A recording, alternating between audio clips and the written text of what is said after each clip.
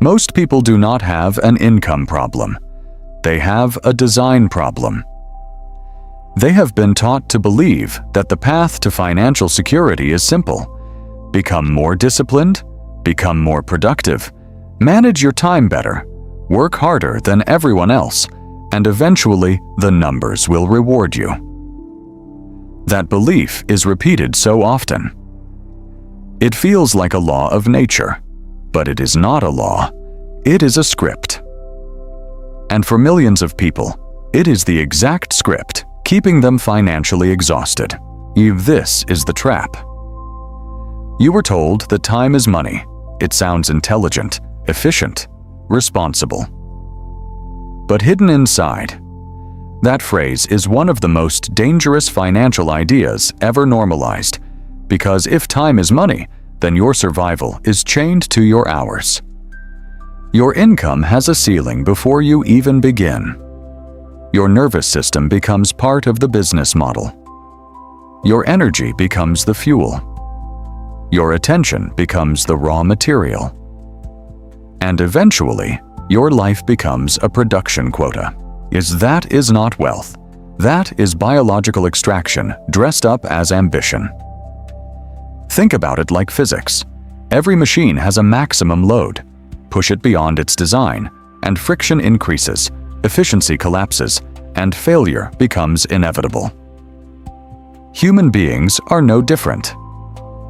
Yet modern work culture asks people to override this reality every day.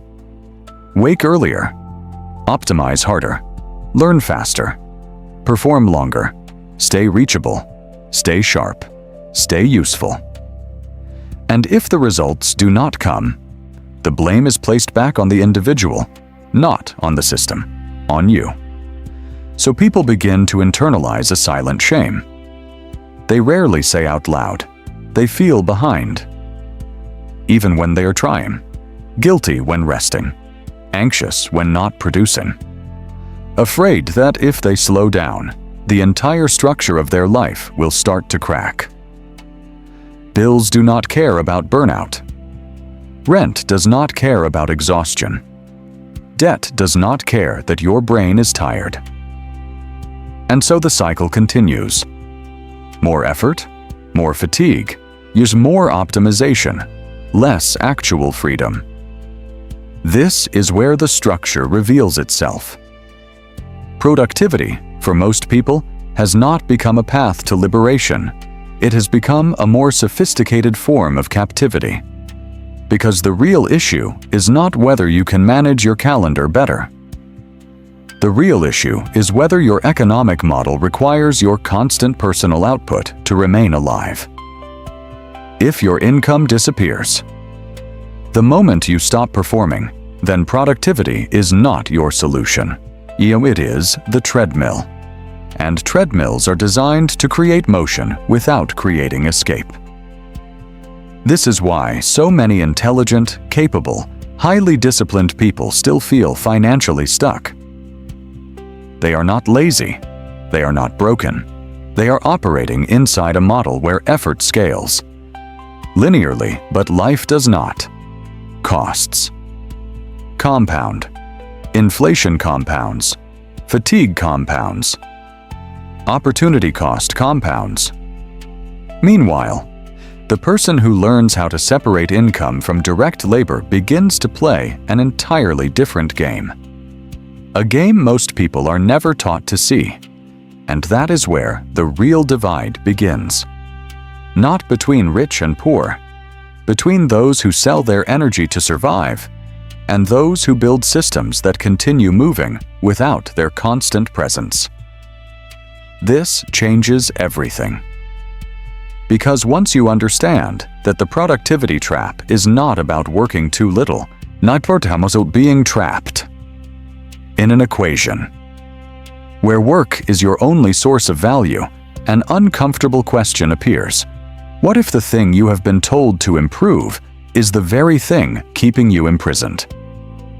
What if becoming better at surviving the system has distracted you from escaping it?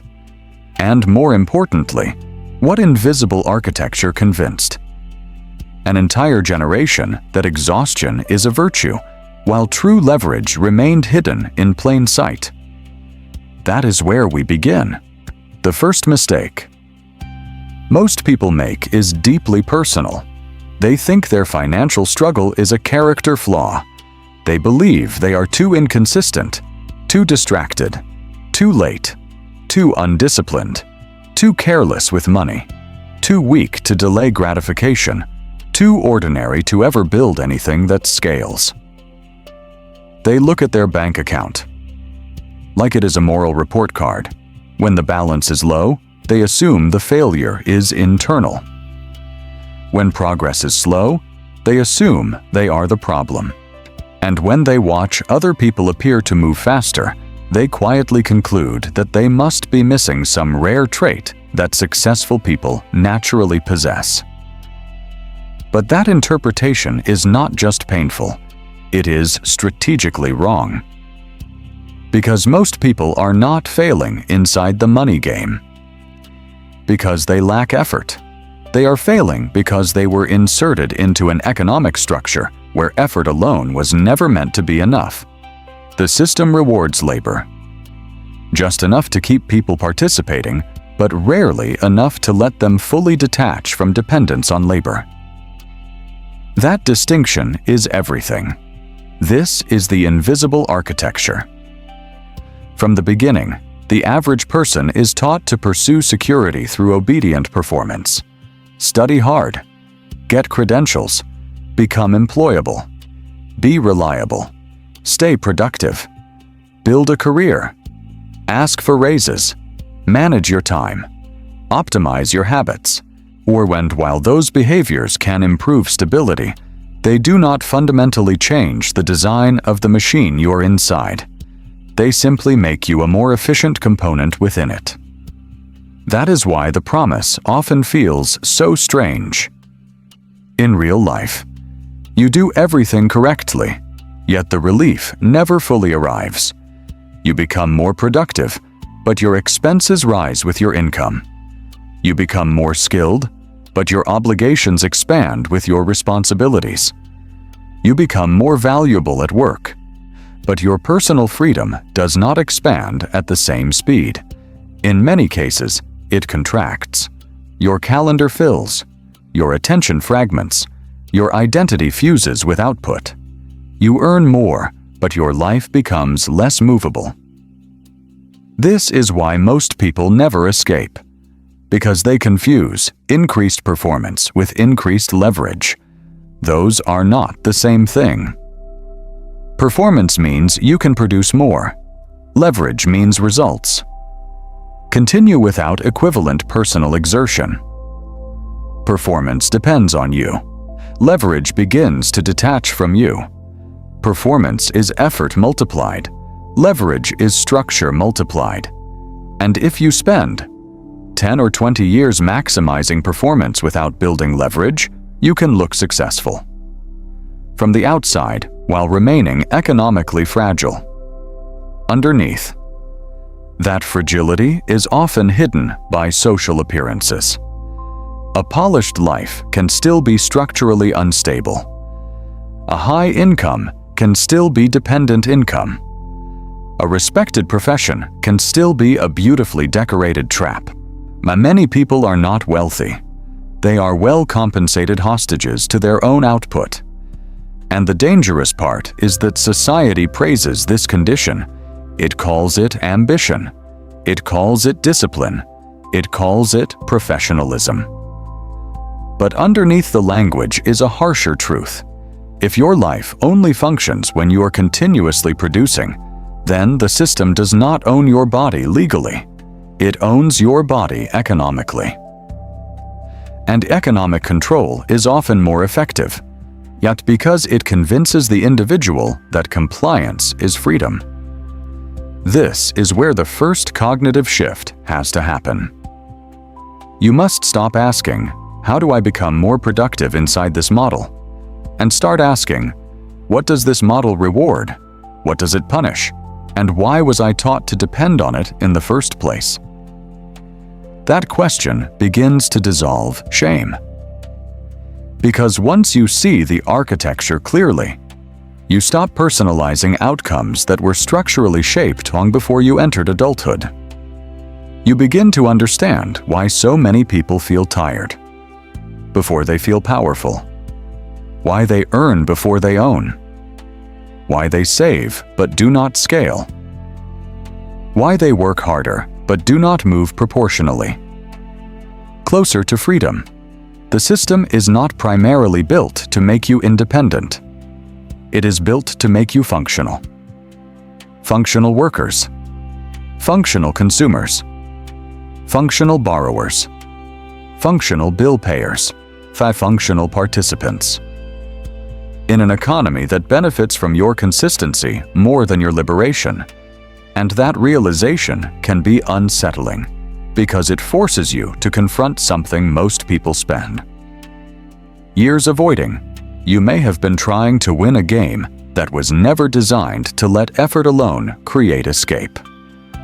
This does not mean effort is useless. It means effort without structure becomes extraction. This changes the emotional equation entirely. Work instead of waking up. Every day, believing you need more willpower, you begin to see that the deeper problem is architectural dependence. You do not need to hate work. You do not need to abandon ambition. But you do need to understand the difference between earning and building, between motion and direction, between being busy and becoming free. Because once that distinction becomes visible, another layer of the trap starts to emerge. And that next layer is more dangerous than simple overwork. It is the behavioral conditioning that teaches people to sabotage themselves financially while believing they are rewarding themselves for trying. The productivity trap does not survive on economics alone. It survives on emotion. That is what makes it so durable. If people were only trapped by numbers, the escape would be mechanical. Earn more, spend less, invest the difference. Repeat. Clean, rational, predictable. But human beings do not operate like spreadsheets. They operate like organisms under pressure.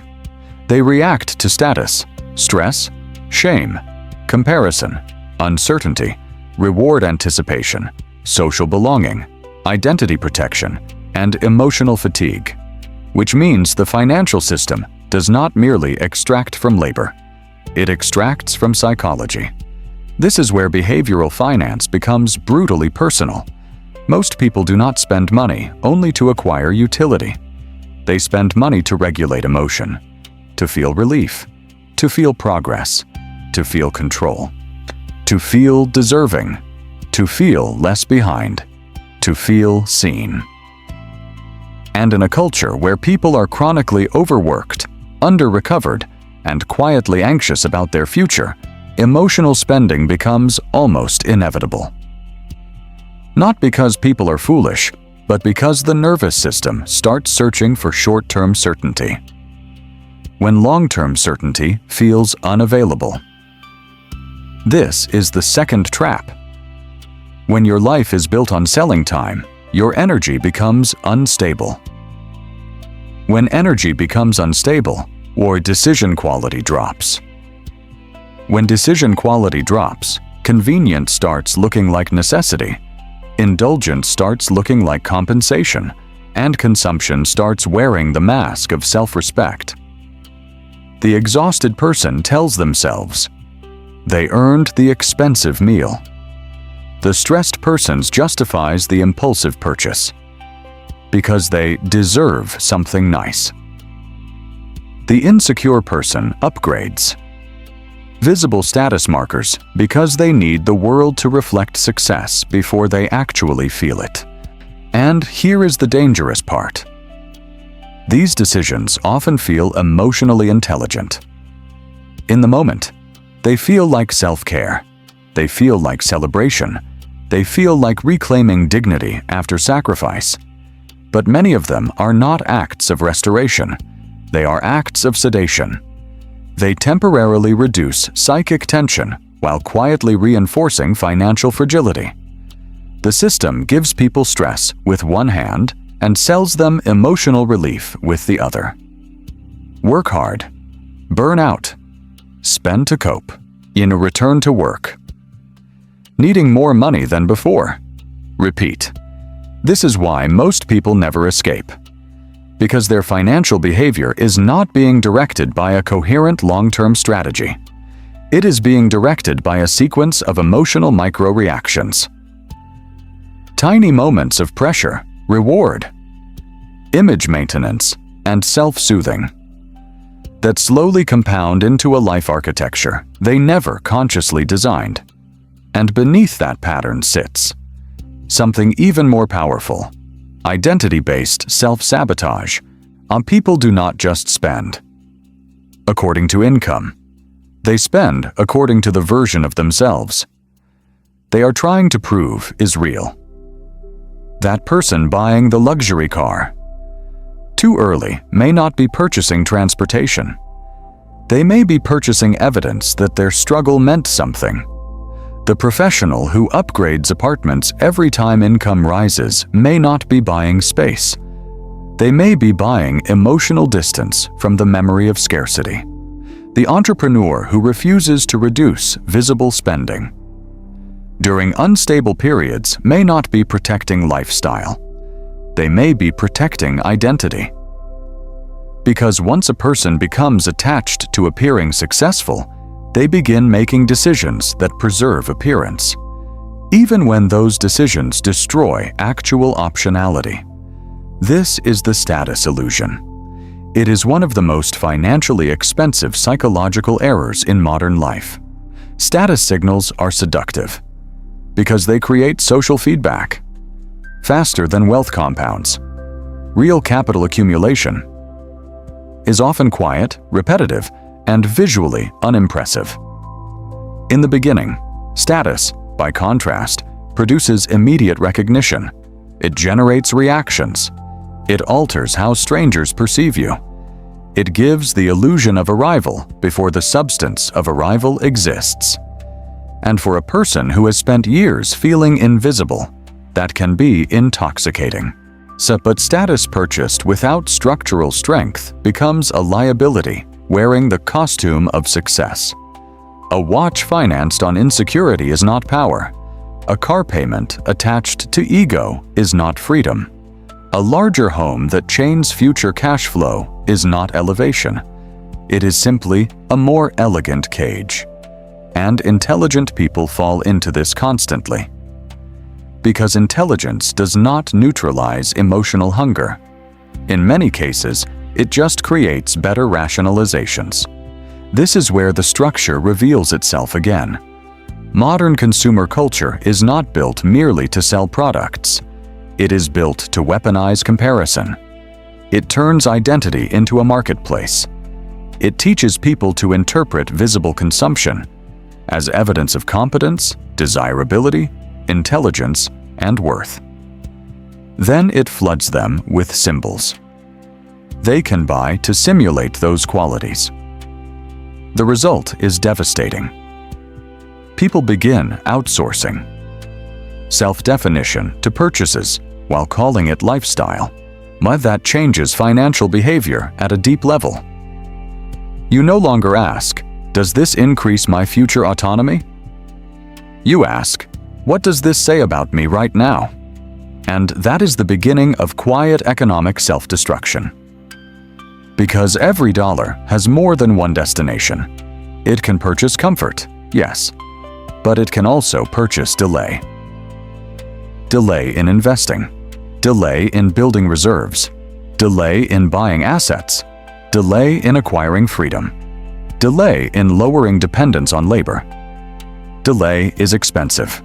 Most people do not notice it because the bill arrives years later in the form of stress, fragility, and lost options. That is why emotional spending is not just a budgeting problem. It is a time problem. Every impulsive financial decision can steal future months of freedom.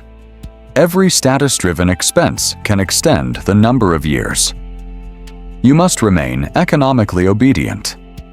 Every identity purchase made too early can deepen the exact dependency you are trying to escape. This is not about becoming ascetic. It is about seeing the hidden exchange. Clearly, you're never just spending money, you're often spending future flexibility. And once you understand that, a more uncomfortable question surfaces. If people are not merely trapped by low income, but by emotional patterns that keep converting. Earned money back into dependency. Then what actually changes the equation? Not motivation, not guilt, not another productivity system. Something far more mechanical, something numerical. Because once behavior is visible, the next truth becomes unavoidable. Freedom is not just psychological, it is mathematical. And most people have never been shown the math clearly enough to understand why their effort keeps failing to compound. At some point, every serious financial transformation stops feeling emotional and starts becoming mathematical. This is the moment most people avoid because numbers are unforgiving. They strip away narrative. They remove the comfort of intention.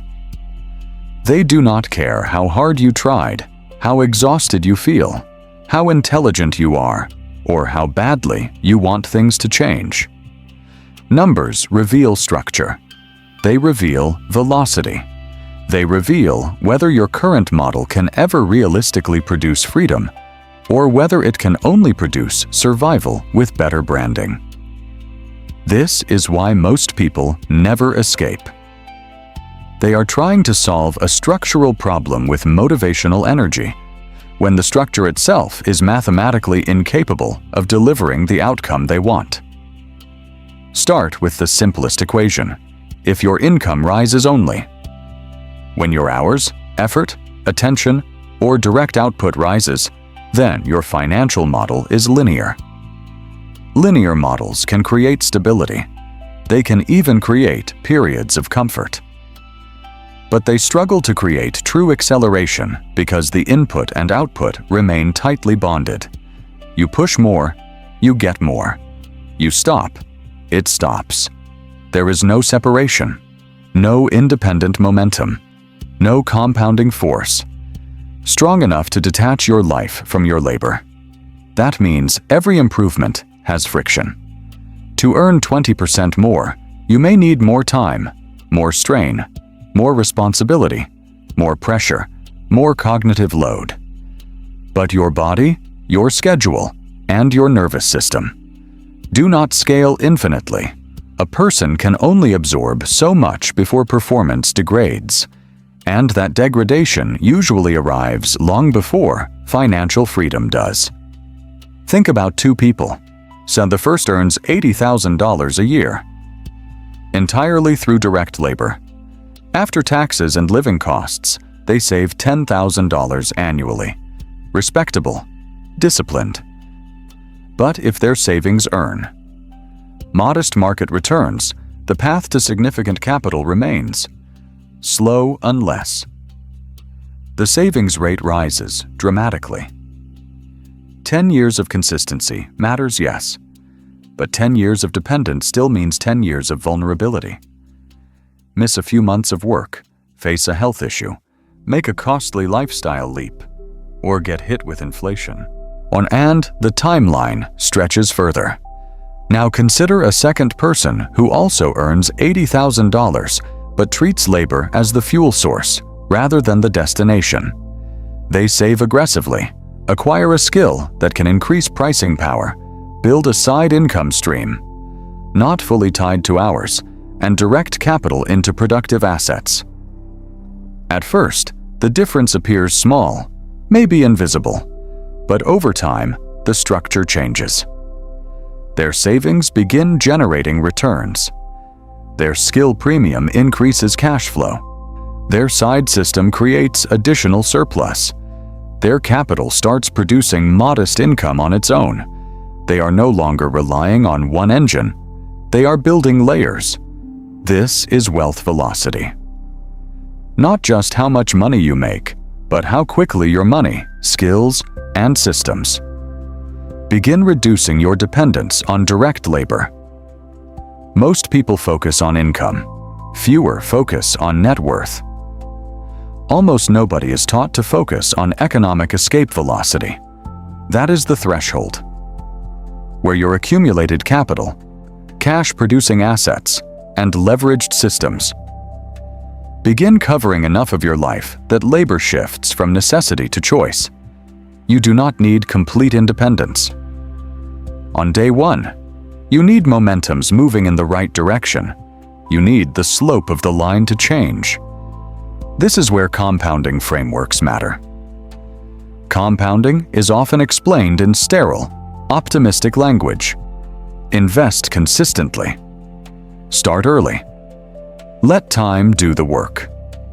True, but incomplete, because compounding is not magic. It is sensitivity to structure. Small changes in rate, consistency, and duration produce radically different futures. A person investing $500 a month for 30 years at solid long-term returns can end up with a substantial asset base. Raise that to $1,500 a month, and the difference is not 3 times better. Over long periods, it can become transformational.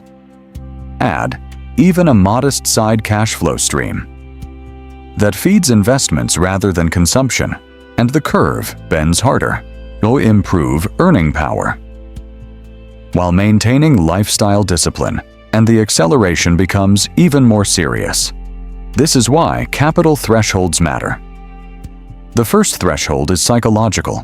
The moment you stop spending every dollar you earn, that creates breathing room. The second threshold is protective, the reserve level that prevents minor shocks from becoming financial disasters. The third threshold is productive, the point at which capital begins generating meaningful returns, is even if small. The fourth threshold is strategic, the point at which your asset base, cash flow streams, or business systems begin materially reducing your dependence on your primary labor. The fifth threshold is liberating, the point where your life can continue functioning, even when your direct output temporarily drops. Most people never reach the later thresholds because they underestimate how critical the early ones are.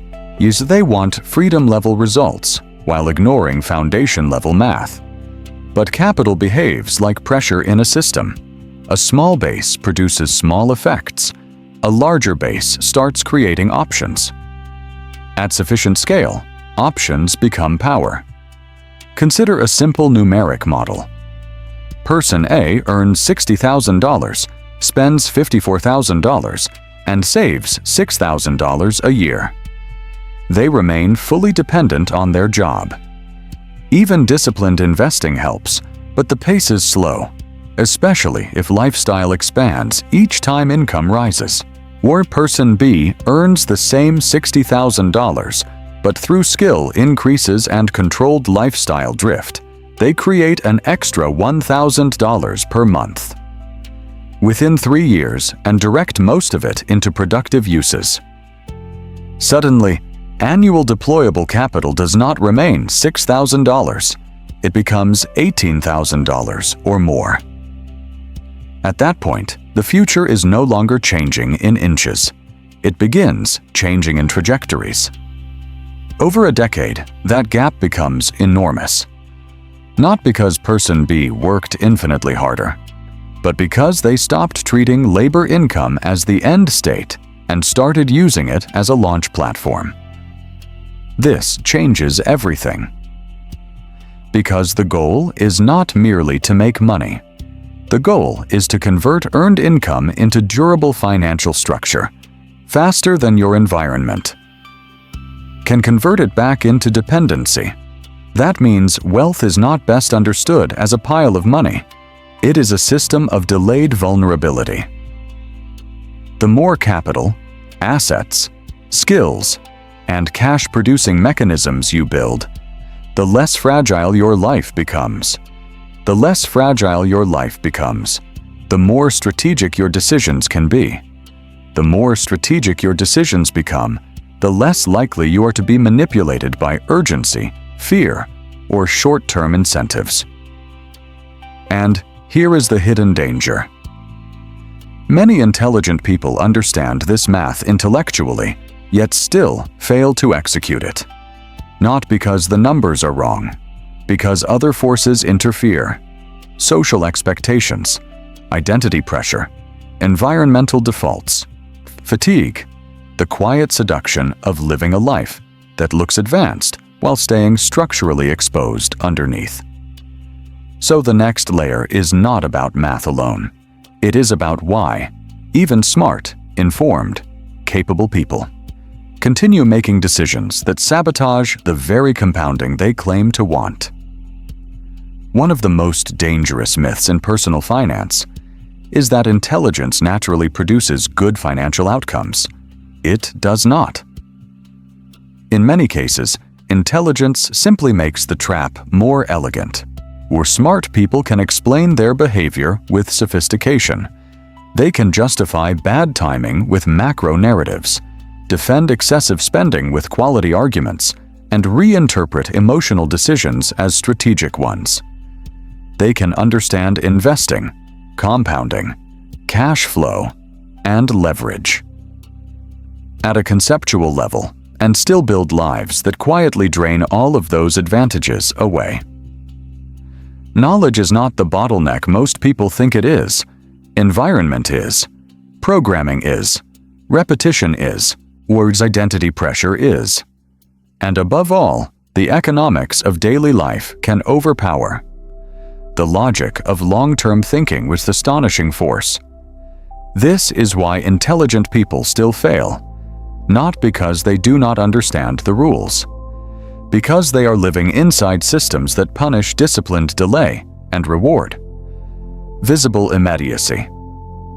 From childhood, most people are conditioned into a sequence that feels normal, even admirable.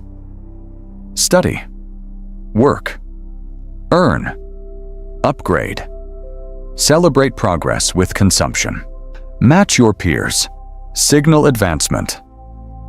Take on more obligations as income rises, move to the better neighborhood, buy the better car, dress at the level.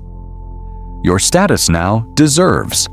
Fill the empty space with things that prove movement. At every stage, the world reinforces the same quiet message.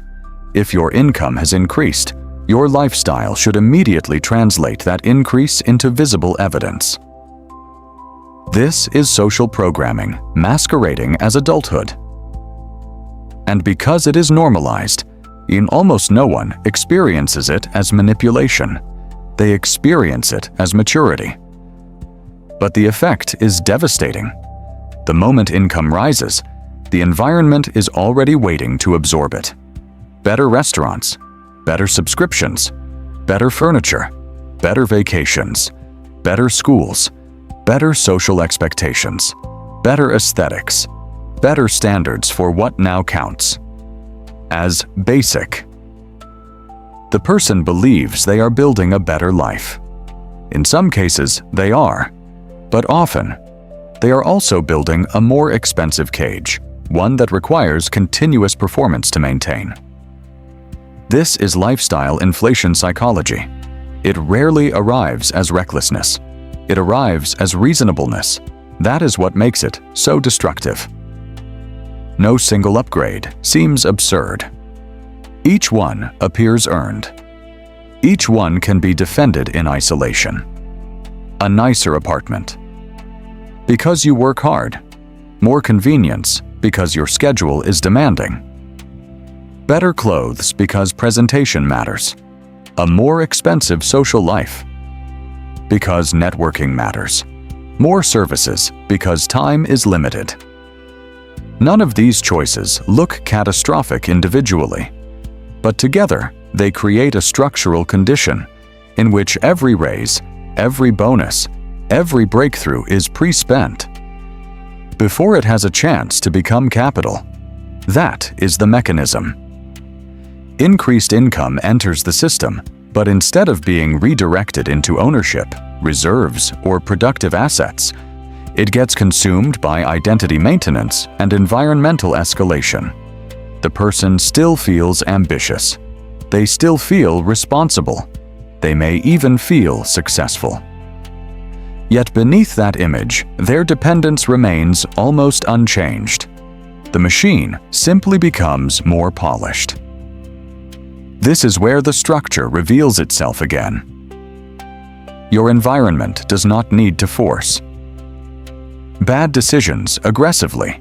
It only needs to make better decisions slightly inconvenient and worse decisions socially frictionless. That is enough. Because human behavior is incredibly sensitive to defaults. If everyone around you normalizes expensive living, wealth signaling, and immediate lifestyle translation, restraint begins to feel psychologically costly, even if it is financially wise. Environmental pressure is rarely discussed with the seriousness it deserves. The neighborhood you live in, the people you spend time with, the content you consume, the standards of your profession, the social rituals of your peer group, these are not cosmetic variables.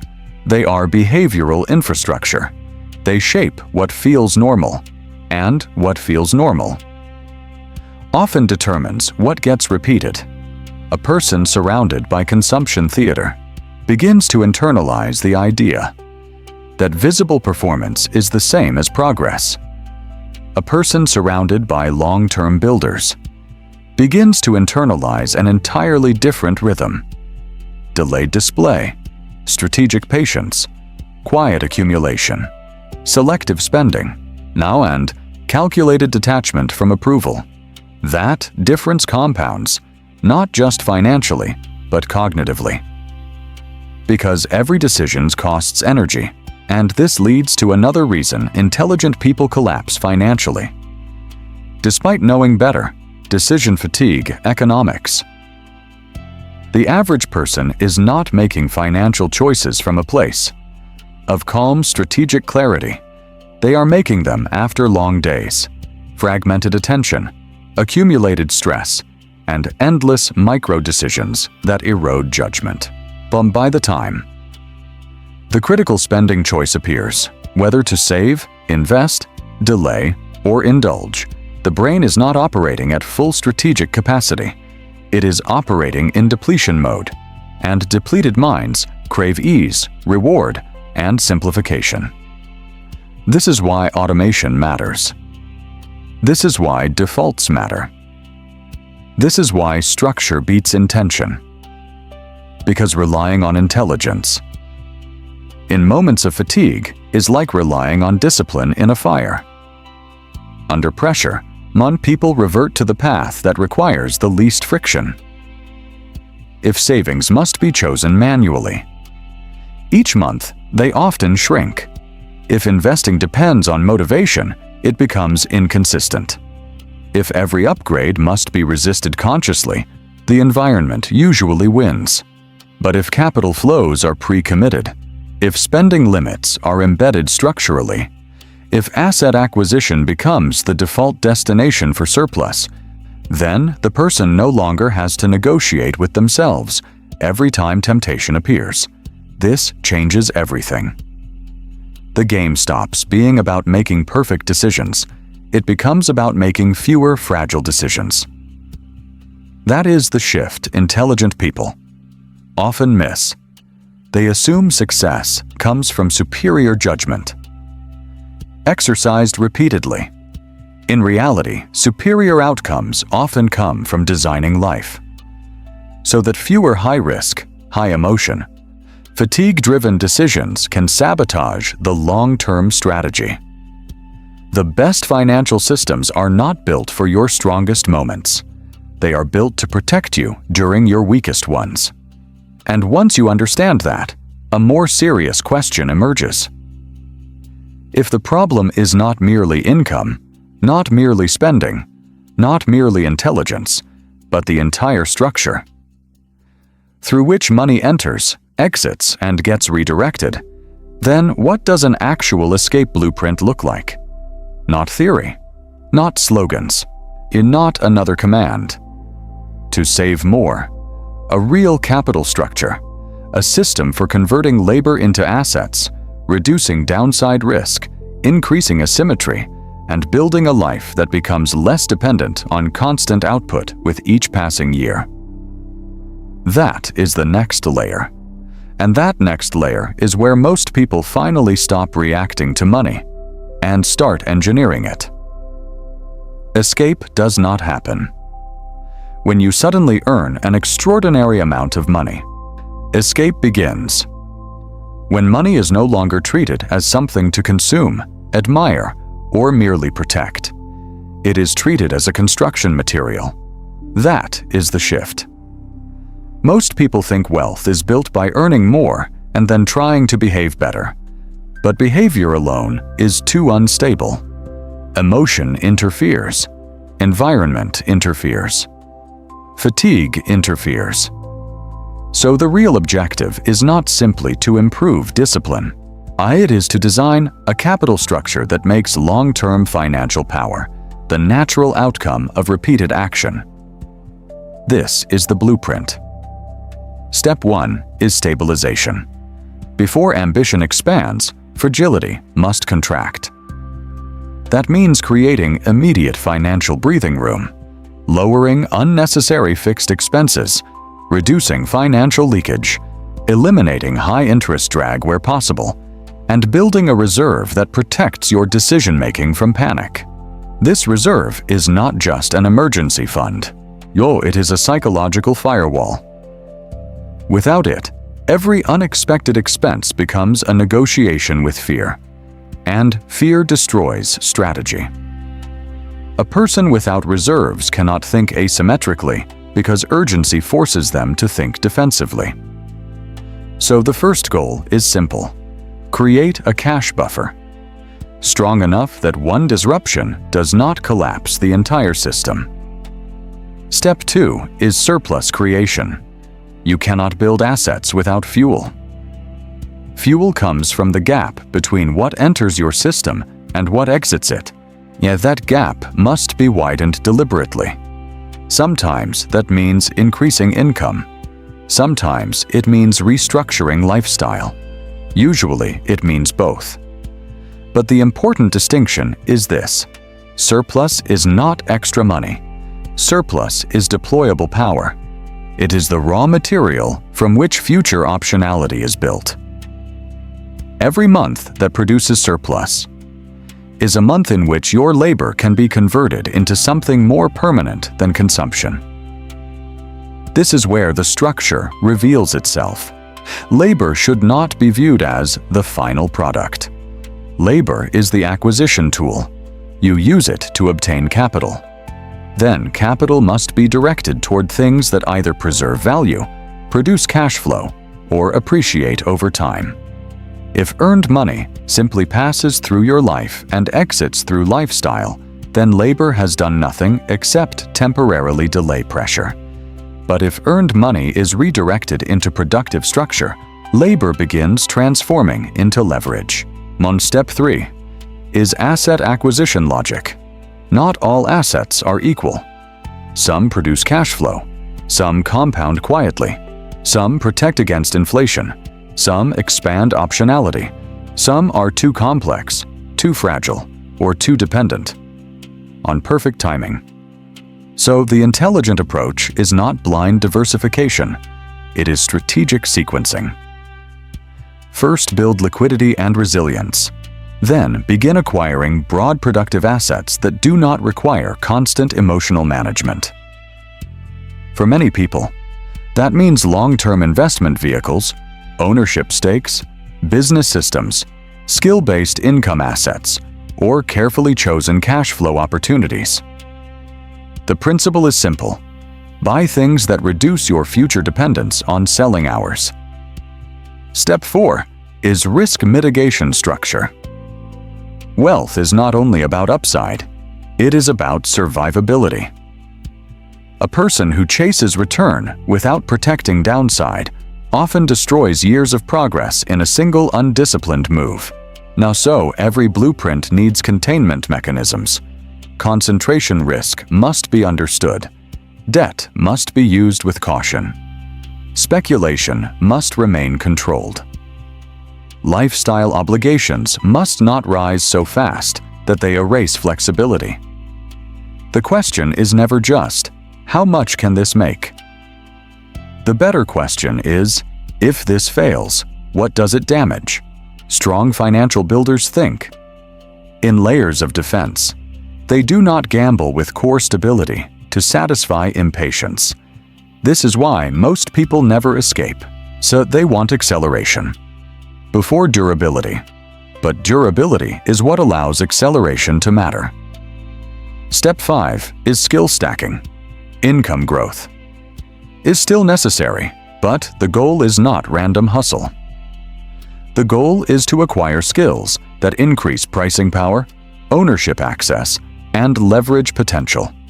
A high-value skill on its own can raise earnings, but stacked correctly with communication, distribution, persuasion, analysis, technology, or operational execution, that skill can become a cash flow engine, far more powerful than a salary alone.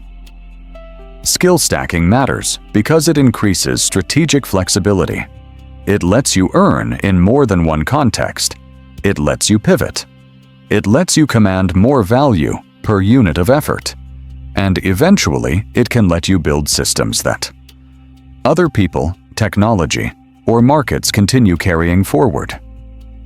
Step 6 is cash flow architecture. Every dollar entering your life should have a pre-assigned role: consumption, protection, investment, reinvestment, expansion. The mistake most people make is allowing all money to arrive in one pool where emotion decides the destination. That creates chaos. Strong builders, separate flows.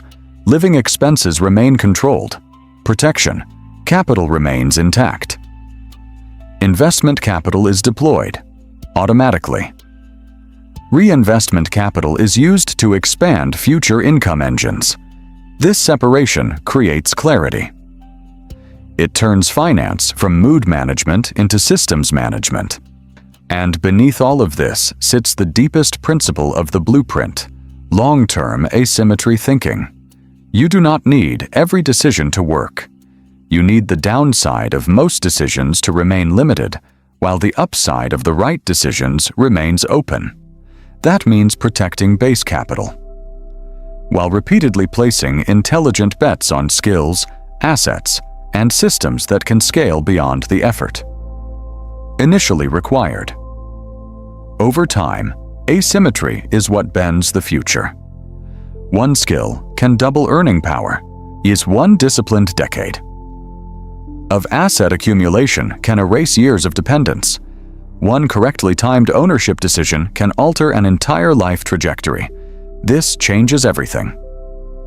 Because now productivity is no longer the hero of the story. Productivity becomes subordinate to architecture. You are no longer asking how to get more done. You are asking how each year of effort can leave behind something that continues working after the year ends. And once that starts happening, a new phase begins. The game is no longer just stability and structure. It becomes acceleration. The moment where labor and assets stop functioning as separate pieces and begin operating as a coordinated dual engine designed to compress time, expand options, and radically increase the speed at which dependence turns into freedom. The first stage of financial transformation is defensive. You stabilize. You reduce leaks. You create reserves. You build the discipline to stop converting every gain into lifestyle expansion. That stage matters because without it, everything collapses under stress. But there comes a point where stability alone is no longer enough. Stability protects you from chaos. it does not automatically move you toward freedom. For that, a second phase is required. Acceleration. This is where the structure changes again. Most people operate with a single-engine model. They earn from labor, then hope careful budgeting will gradually improve life. But single-engine systems are slow because one stream is carrying the full burden. All pressure flows through the same channel. If that channel weakens, the system stumbles. If that channel stops, the system freezes. Acceleration begins when you stop relying on one engine and start building two: income and assets. This is the dual-engine system. Engine 1 is active income. This includes your salary, business revenue, consulting work, non-sales, or any direct cash flow generated through skill and effort. Engine 2 is asset growth and asset production. This includes invested capital, equity ownership, cash-flowing assets, intellectual property, automated systems, retained business earnings, or any structure that continues producing value without requiring constant proportional labor. The first engine creates fuel. The second engine compounds fuel into momentum. When both engines operate together, time begins behaving differently. And that is the key. The average person thinks in terms of monthly survival.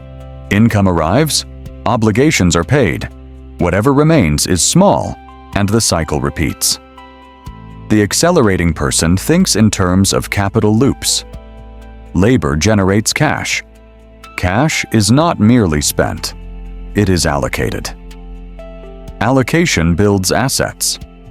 Assets reduce future pressure, create optionality, and sometimes generate additional cash. That additional cash can be redeployed into more assets, more skills, or more strategic positioning. The cycle begins reinforcing itself. This is how a person escapes the trap of exchanging life directly for money, not by abandoning work, but by forcing work to produce structures that outlive the work itself. This is why most people never escape. They stop at income. They celebrate higher earnings, as though earnings alone are the victory. But without a second engine, high income often just creates a higher maintenance life, where the person feels powerful.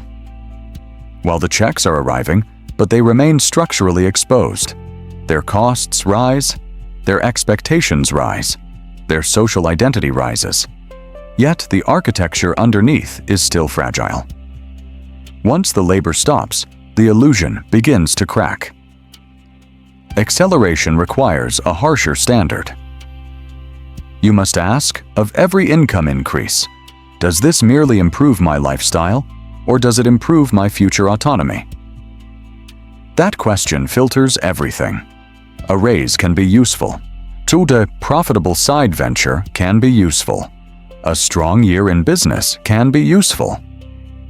But usefulness depends on what happens next. If the gain disappears into upgraded consumption, acceleration dies.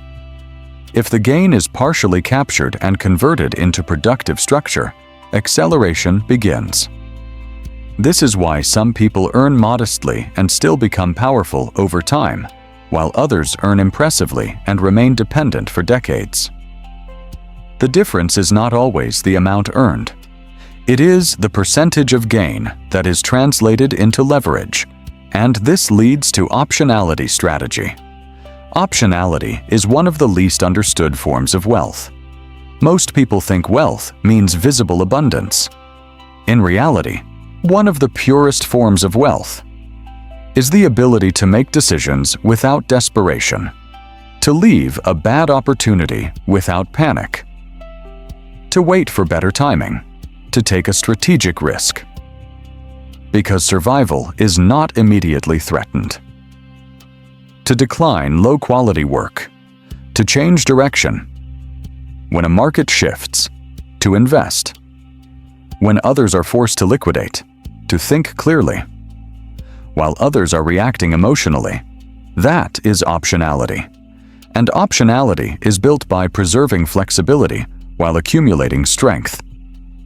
The productivity trap destroys optionality because it binds the individual to constant output. Every missed week feels dangerous. Every pause feels expensive. Every decision is filtered through the question, "Yeah, can I afford to stop?" Acceleration reverses that condition.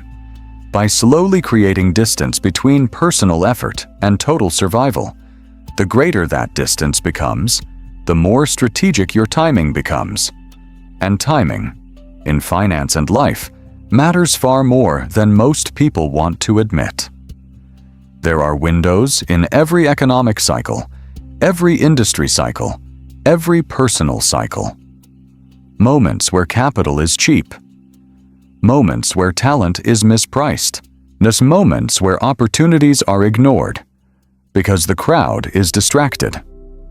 Moments where fear compresses valuations. Moments where new tools create leverage for early movers. Moments where your own skill stack reaches a threshold and suddenly produces more output with the same effort.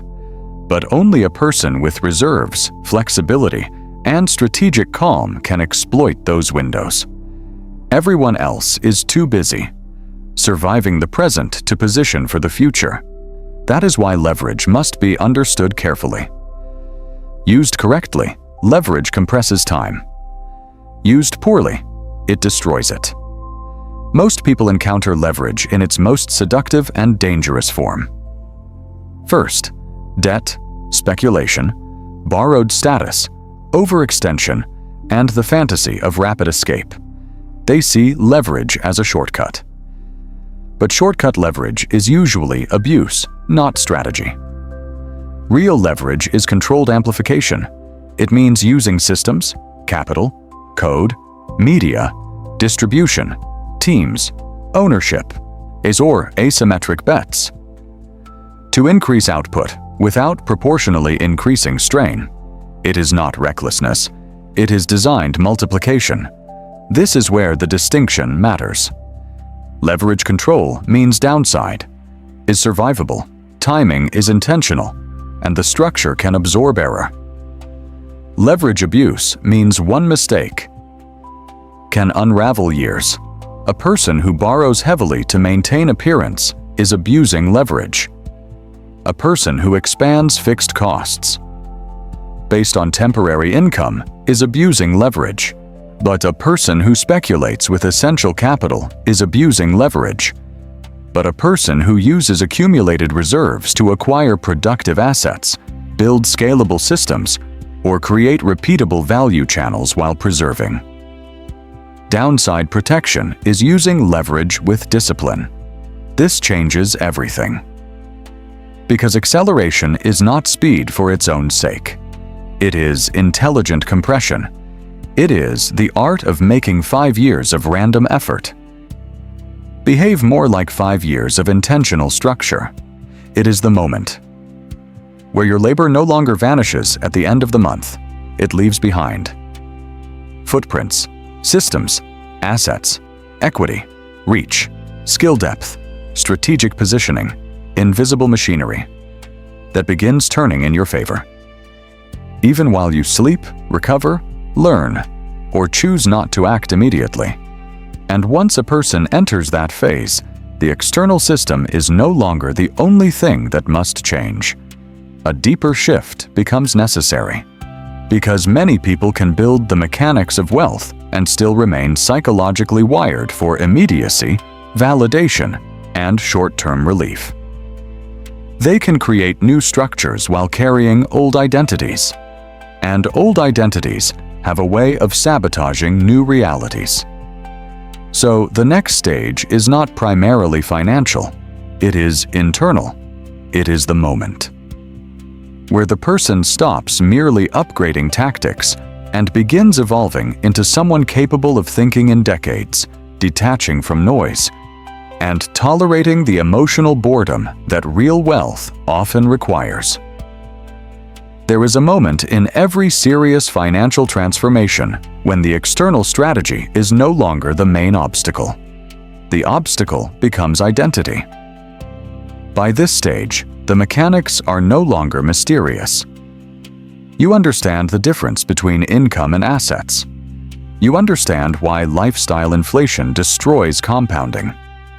You understand that labor must be converted into structure, not just spending power. You understand reserves, optionality, leverage discipline, and long-term asymmetry. Intellectually, the architecture is visible. And yet, many people still fail here.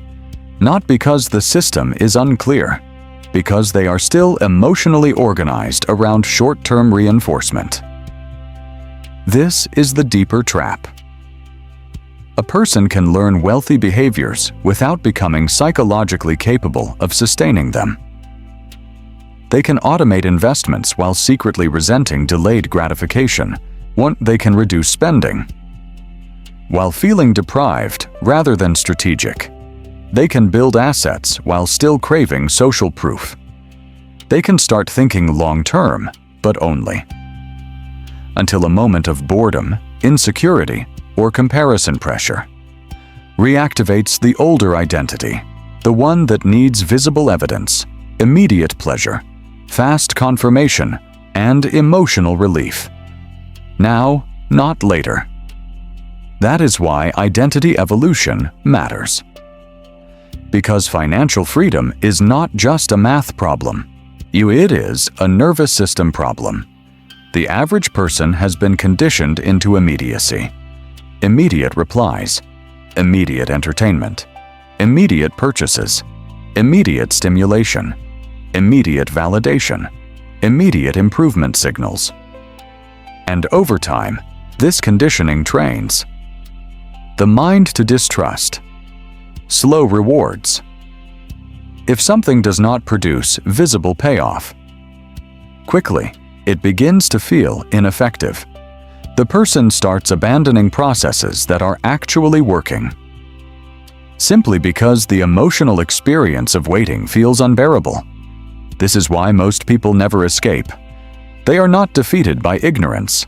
They are defeated by their inability to emotionally tolerate the timeline required for structural change. Real wealth often feels unimpressive. In the beginning, quiet saving is not glamorous. Reinvesting instead of upgrading is not exciting. Not holding assets through boredom is not dramatic. Saying no to socially approved consumption rarely generates applause. Building leverage slowly can feel invisible, especially when the world keeps rewarding appearance faster than substance. If your identity still depends on feeling admired. In the short term, you will eventually betray your long-term plan to feed your immediate self-image.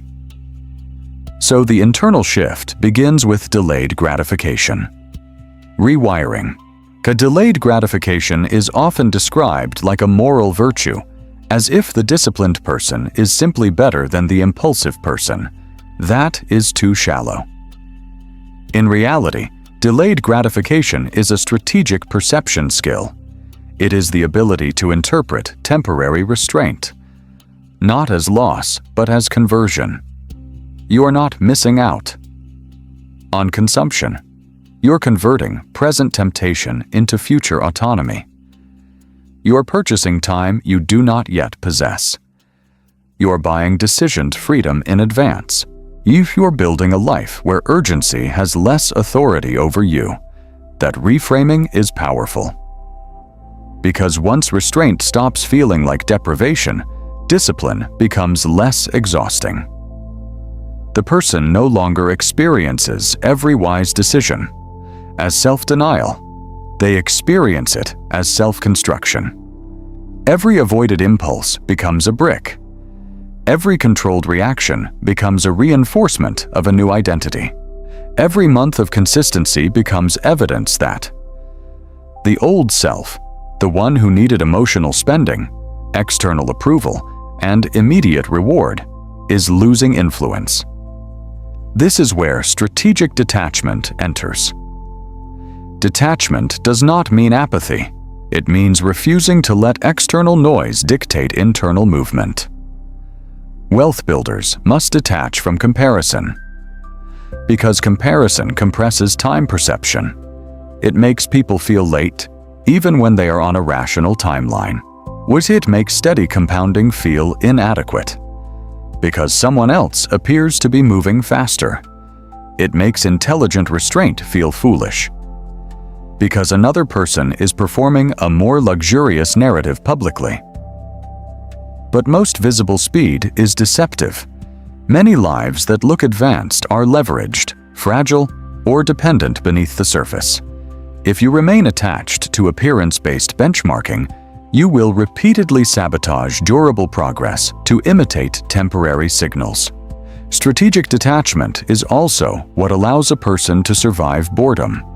And boredom is far more important than it seems. The middle phase of wealth building is not always painful. Often, it is simply uneventful. That is what makes it dangerous.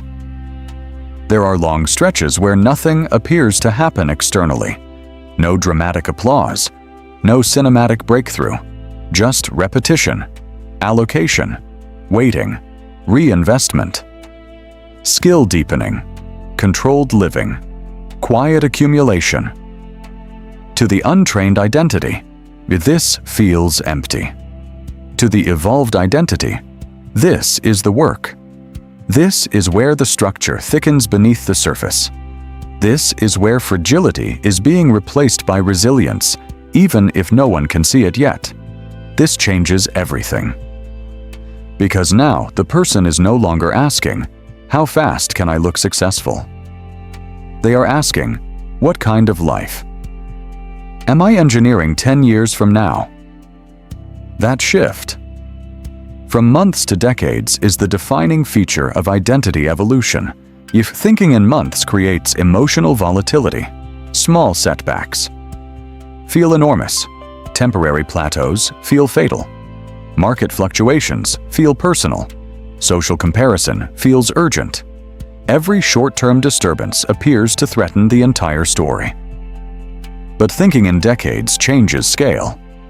A weak month becomes irrelevant. A boring year becomes acceptable. A temporary delay loses its power to destabilize identity. The person becomes calmer because they are no longer evaluating life through a narrow window of immediacy. And calm is not a soft trait here. It is a strategic advantage. A calm person makes fewer panic decisions. They overreact less. They chase less. They force timing less. They conserve cognitive energy for moves that matter. They can stay in the game longer, which means compounding has more time to work. And in finance, endurance is often underestimated because it is not visually dramatic. Yet endurance is what allows structure to mature. It is what allows good decisions to stack without interruption. It is what allows a person to stop living transaction to transaction and start living architecture to architecture. But this stage contains one final and profound shift. The person must stop defining wealth in the old language entirely, because even after years of progress, many people still secretly measure success through income, visible consumption, and status approval. They may have become more disciplined, more strategic, more patient. But if they still define wealth through the lens of appearances, they remain psychologically vulnerable to regression. So the next stage is deeper than accumulation. It is redefinition, a complete reconstruction of what wealth actually means, what freedom actually means, and what power actually means. Once the illusions of income, consumption, and social performance are stripped away, most people never build wealth because they inherit the wrong definition of it. They are taught to see wealth as income, a bigger salary, a higher monthly number, a stronger outward signal that life is moving upward. and because income is the most visible financial metric. In modern life, people begin organizing their entire identity around it. What do you earn? How much did you make this year? What level have you reached? Income becomes status language. It becomes shorthand for intelligence, discipline, value, and personal worth. But income is not wealth. Income is flow. Wealth is structure. That distinction is so important. It changes the entire game. A person can have high income and low wealth. If their life requires constant output to sustain itself, they can look powerful while remaining fragile. They can appear advanced, while owning very little that actually protects them. The moment. The flow weakens. Anxiety returns. The moment. The labor stops. The system trembles. The person who seemed successful was not standing on durable structure. They were standing on active performance. This is why most people never escape. They spend years trying to improve the wrong metric. Income matters, yes. It can create momentum, breathing room, and fuel. But on its own, income is only potential. It becomes wealth only when it is converted into something that endures beyond the month in which it was earned, on something that preserves optionality, something that reduces future dependence, something that compounds, something that can absorb shocks without asking for your immediate physical, emotional, or cognitive sacrifice. So wealth must be redefined. Wealth is not how much money enters your life. Wealth is how long your life can remain stable, flexible, and self-directed. If your direct labor slows down, that is a harder definition, a quieter one, but it is real. Under this definition, you are the person with lower visible income.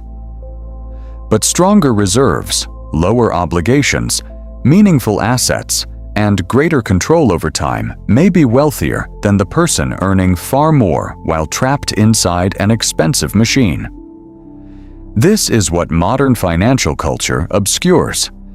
It trains people to admire visible cash flow, while ignoring the architecture underneath. It rewards appearance, because appearance is easy to display. Structure is harder to perform. It is mostly invisible.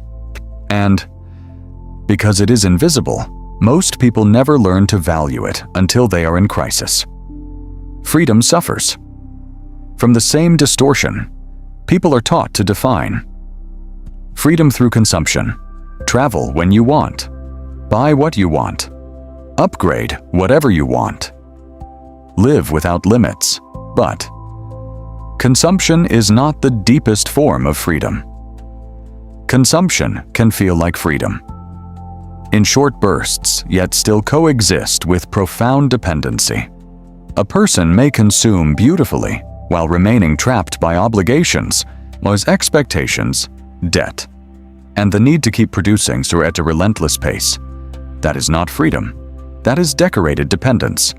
Freedom must also be redefined. Freedom is not the ability to say yes to everything. Freedom is the ability to say no without fear. No to bad opportunities. No to manipulative environments. No to exhausted compliance. No to income that costs too much psychologically. No to social performances you no longer need. No to urgent decisions made from pressure instead of clarity. The person who can say no strategically is far more free than the person who can merely buy more things, because the deepest freedom is not excess. It is autonomy. And then there is power. Modern culture confuses power with display, with status symbols, with visible luxury, with being recognized, envied, or socially elevated. But visible power is often theatrical. It is designed for observation. Real power is quieter. It is the ability to remain internally unshaken by incentives that control other people. It is the ability to wait when others must rush, to hold when others must sell, to walk away when others must submit, to think clearly when others are emotionally captured by immediate need. This changes everything. Because now wealth is no longer a vanity metric. It becomes a reduction in compulsion. The wealthier you become, in the deepest sense, the less life can coerce you through urgency, or your choices stop being dictated by the next paycheck, the next approval signal, the next emotional purchase, the next artificial status ladder. You are no longer trapped in reactive motion. You begin operating from design. And design is where dignity returns, not the performative dignity of looking successful, but the actual dignity of living with deliberate control over time, attention, energy, and direction. This is why the productivity trap is so dangerous. It convinces people to optimize the rate at which they remain dependent. It tells them to become more efficient. Inside a structure, they should be trying to outgrow. It makes them proud of carrying more weight, without questioning why the weight keeps increasing. It rewards visible effort, while delaying the understanding that effort alone cannot create escape, unless effort leaves behind structure. So the final redefinition is this: productivity is useful, but productivity without conversion is just motion. Income is useful, but income without ownership is just flow. Consumption is pleasurable, but consumption without autonomy is just sedation.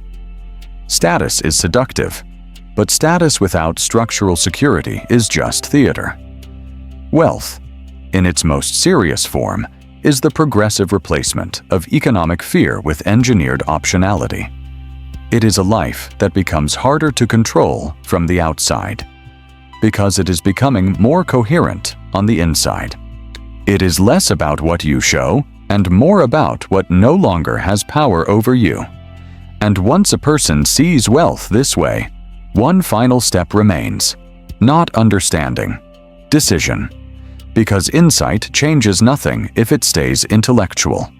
A person can watch the trap, name the trap, even explain the trap brilliantly, and still walk back into it tomorrow. So everything now comes down to a confrontation with the self. The old model, the old identity, went the old comfort with visible motion over invisible construction. That is where this ends, and that is where the real challenge begins.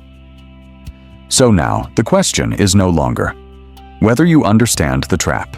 You do. The question is whether you are willing to stop cooperating with it. Because this is the uncomfortable truth. The productivity trap does not only survive through employers, markets, debt systems, and social pressure. It survives through private consent, won through the daily decision to keep measuring progress by effort alone, through the habit of confusing exhaustion with importance, through the reflex of spending to soothe, upgrading to signal, and optimizing to endure. A structure that should have been challenged long ago. This is your line in the sand. Not someday. Not when income doubles. Not when life becomes less chaotic. Now, you do not need a perfect plan before you move. You need a different standard. A harsher one. A cleaner one. Yet from this point forward, every hour you work must answer a new question. What will this effort leave behind? Not what will it pay today? Not how impressive it looks. Not whether it keeps the performance alive. What will it leave behind? A reserve? An asset? A skill with pricing power? A system that can operate without your constant presence? Equity? Optionality? Or nothing but temporary relief? because that is the difference between motion and ascension. One burns your life to maintain the month. The other converts the month into structure. So picture your future. Self-clearly. Not the fantasy version covered in status signals. The real one. The one who wakes up without immediate financial panic. The one who can reject bad terms. The one who no longer needs to prove progress through visible consumption. The one whose calendar is not owned by survival. The one whose decisions are slower, sharper, calmer, because urgency has lost its grip. That version of you is not built through more busyness. It is built through conversion, through refusing to let labor die as labor, through forcing effort to become ownership, through making your income serve your freedom instead of your image. This is the challenge. For the next 30 days, audit every financial decision, every work decision, every upgrade impulse, every productivity obsession. Through one filter, does this deepen dependence, or does it build freedom? If it deepens dependence, see it clearly. If it builds freedom, protect it ruthlessly. Because the people who escape are not always the most talented. They are the ones who finally stop renting out their entire existence, just to look successful while staying trapped.